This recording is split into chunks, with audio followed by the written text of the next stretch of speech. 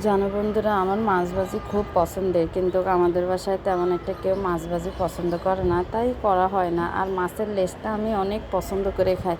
Hello বন্ধুরা, তোমরা সবাই কেমন আছো? আশা করি সবাই ভালো আছো। তো যে যেখান থেকে আমার ব্লগটা দেখতেছো, সবাই আশা করি খুব ভালো আছো। তোমাদের জন্য দোয়া করি তোমরা সবাই খুব ভালো থাকি। আজকে রান্না করব রুই মাছ দিয়ে ফুলকপি ঝোল বুনা বুনা করব।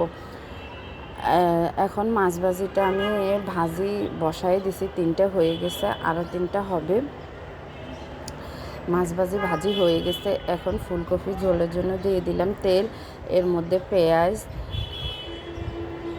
কাঁচামরিচ, এগুলো একটু ভাজা ভাজা হয়ে গেছে, দিয়ে দিছি পানি, লবণ, হলুদ, মরিচ,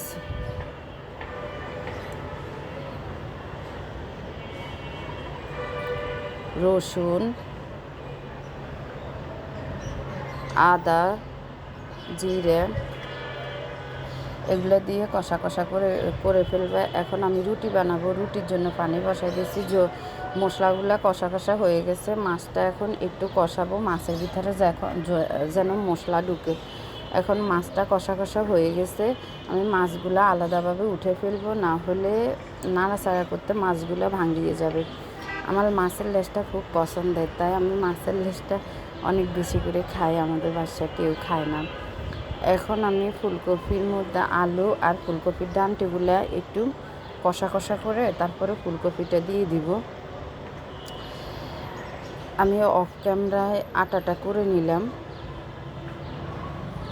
আমার আটা করা শেষ হয়ে গেছে, এখন আমি রুটি বানাবো। আটাগুলো সানিয়ে ফেলছি, অফ ক্যামেরায় আপনাদেরকে দেখানো হয় নাই।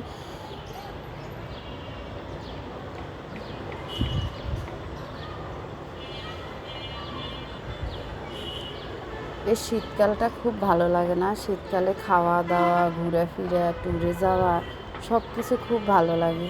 কিন্তু আমাদের অতটা নাই, মানে আমরা মধ্যবিত্ত ফ্যামিলির লোক, তো ঘোরাফেরা অতটা করি না। মাঝে মধ্যে করছি, এতটা বাইরে কোথাও দূরে কোথাও যাই না ঘুরে-ফিরার জন্য।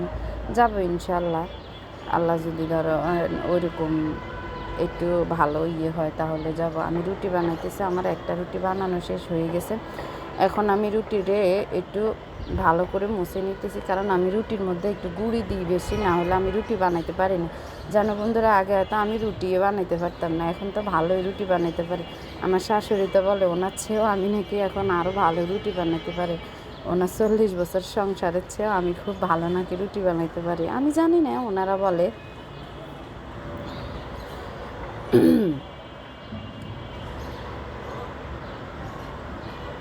আমি অনেক কষ্ট করে রুটি বানানো শিখছি।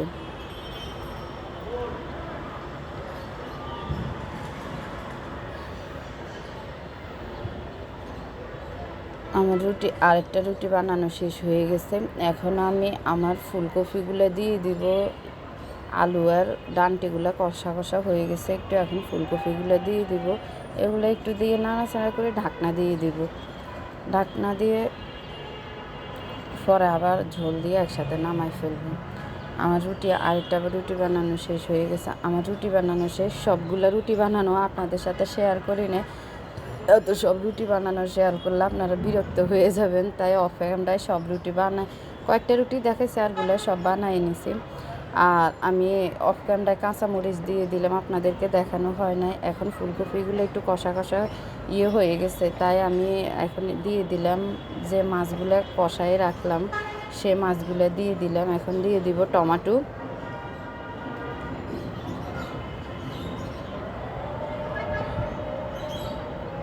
আমার রুটি বানানো শেষ, রান্নাবান্না মোটামুটি প্রায় শেষ হয়ে গেছে। এখন আমি হাঁড়ি পাতিলগুলো সব ধুয়ে ফেলছি। আজান দিয়ে দিছে সবাই, মাগরিবের আজান দিয়ে দিছে। আজান পড়ে নেন সবাই, 5 ওয়াক্ত নামাজ পড়বেন, 5 ওয়াক্ত নামাজ পড়বেন, কোরআন তেলাওয়াত করবেন, আল্লাহ পাক বরকত দিবে। আমার ধোয়া শেষ।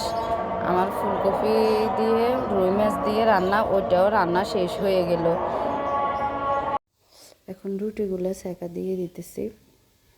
জানো, কালকে তোমাদের সাথে আমি তোমাদের জন্য ব্লগ দিতে পারি নাই, আমার শরীরটা খুব অসুস্থ ছিল, তাই ব্লগ দিতে পারি নাই। এখন সরি গো, তোমাদের জন্য ব্লগ দিতে পারে না। তোমরা তো আমার পছন্দ করো না, কেউ লাইক কমেন্ট শেয়ার কোনো কিছুই করো না, তোমরা আমাকে তো পছন্দ করো না। তাই যে যেখান থেকে আমার ব্লগটি দেখতেছো, আমি দুইটা রান্না করলাম। একটাই রান্না করলাম ফুলকপির ঝোল আর রুটি বানালাম। যার যেটা পছন্দ হয় আমাকে কমেন্ট বক্সে জানাবেন। আর যে আমার চ্যানেলটা লাইক সাবস্ক্রাইব কমেন্ট একটু সাবস্ক্রাইব করে দেবেন, লাইক করবেন, কমেন্ট করবেন। এখন রুটিগুলো সেঁকতেছি, রুটিগুলো সেঁকা হয়ে যাবে। এখন রুটিগুলো অনেক টোপা হয়ে ফুলে ফুলে হয়ে গেছে, অনেক সুন্দর দেখা যাচ্ছে। আমার খাওয়ার জন্য ভালো ইচ্ছে করতেছে, কিন্তু এখন আর খাবো না। আল্লাহ হাফিজ। রুটি সেঁকা শেষ, সবাই ভালো থাকেন। আসসালামু আলাইকুম।